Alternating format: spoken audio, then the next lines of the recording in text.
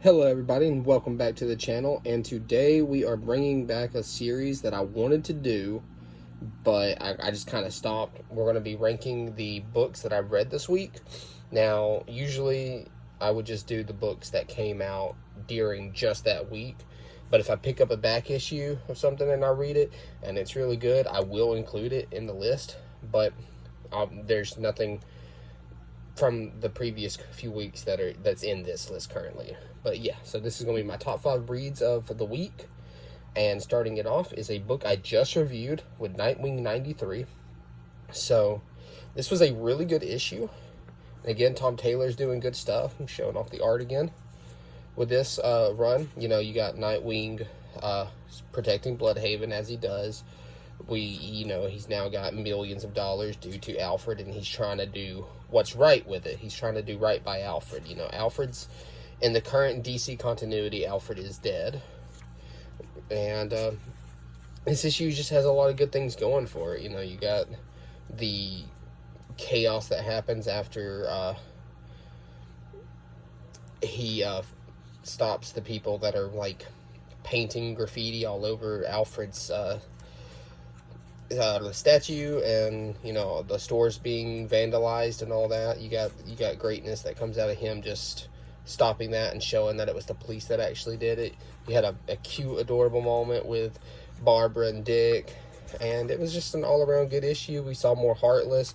He tried to fight Blockbuster. It didn't really go as planned because he got very overconfident, but all in all, it was a good issue. It's my number 5 book of the week, and can't go wrong reading Tom Taylor's Nightwing. It's fantastic.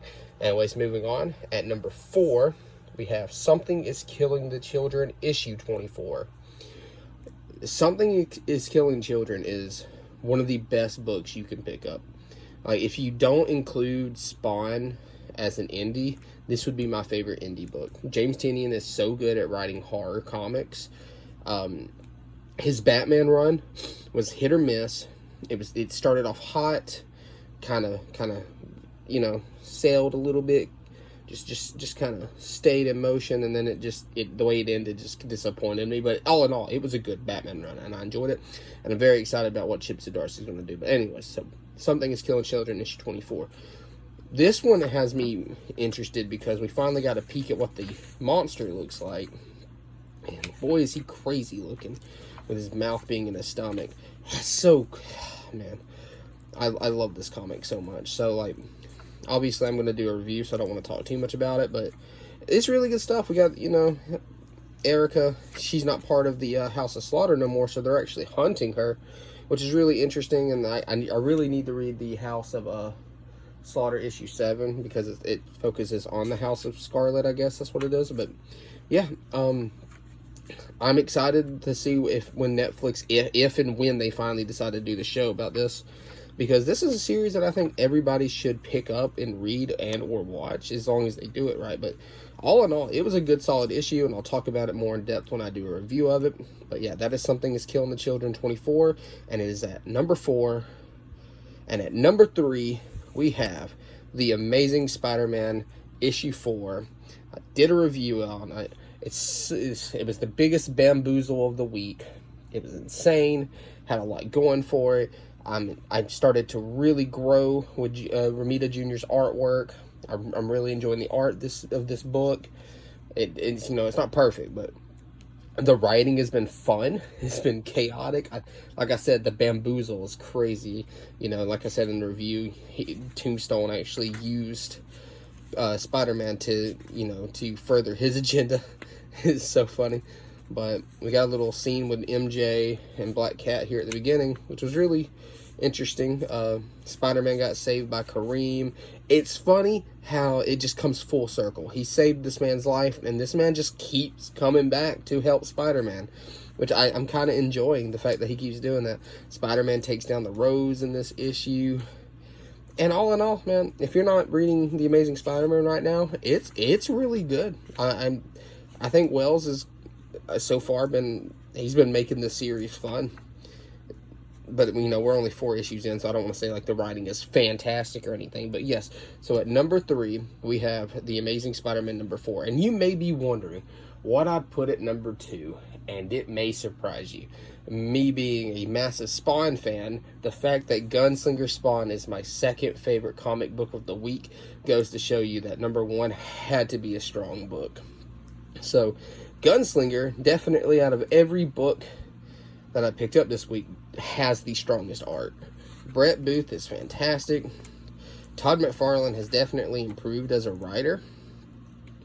We get phenomenal shots, phenomenal 2-page spreads. For some reason, they decided to have Jessica Priest give us a little fan service, you know, for them shoulder kink people. But it was a good telling that, you know, it goes to show that, you know, an easy distraction can get you killed, and she really shows that. And again, the artwork is fantastic. Like, Brett Booth is phenomenal. He is a top 10 artist of today, and nobody will change my mind on that. We get this beautiful 2-page spread, but you know, things happen. You know, we finally get the meeting of Gunslinger and Al in the series. We get this beautiful shot of Spawn like turning into some demon guy. It's wild. But yeah, all in all, Gunslinger Spawn, excuse me, is a solid pickup every month. $3 book, can't go wrong with it. Brett Booth's art, phenomenal. Gunslinger, he's going to be an insanely popular character. So you may be wondering, what was my number 1 book of the week? Well, it just so happens it is Marvel's Moon Knight. Good Lord, this issue was action-packed. It gave us a fantastic character reveal at the end. Now, it's nothing like super crazy, but you know, he hasn't been in the series at all in this run. Oh, please tell me I'm not getting sick again. But yeah, a lot happened in this book, and I'm gonna do a review on it probably right after this video. But so I don't want to talk too much about it. I'll show a little bit of the artwork. I'm not going to show the reveal until I actually do the review. But there's a lot of cool stuff happens. This is probably, Marvel-wise, my favorite book on the shelf. I've picked up every issue of this run, and I'm loving the characters. I'm loving the artwork. I'm loving Moon Knight in general. I'm so glad I picked up this run. Sadly, I wasn't able to hop on the Moon Knight number 1 train when I could. I should have picked it up about a year ago. They had issue 1 at my shop for $80, and you know, now it's skyrocketed in price. But this is a good run for anybody that wants to read Moon Knight. I love it. It's my favorite Marvel book. I guess I'll do a top 10 favorite ongoing comics probably in the day or so. But yeah, so, and I promise I won't load it down with Spawn. Only 2 books will be allowed from the Spawn series. But yeah, Moon Knight, number 12. My comic book, my favorite comic of the week. And that's it, guys. So, do a recap. So, number 1 was Moon Knight. Number 2 was Gunslinger. 3 was The Amazing Spider-Man. 4, Something is Killing the Children. And 5, Nightwing. Alright, guys. Thanks for watching. I know this is a little longer of a video than I usually do. I kind of keep them short, you know, around 5-6 minutes. This one's going to be about almost 9 minutes, but guys, I appreciate you watching. I hope you enjoy the video. Tell me what your favorite comics of the week. Tell me what your favorite manga, like, chapters of the week was. You know, I read manga too. Anyways, guys, like and subscribe. We're on the road to 75. I appreciate everybody that supports the channel, and I'll catch y'all next time. Peace.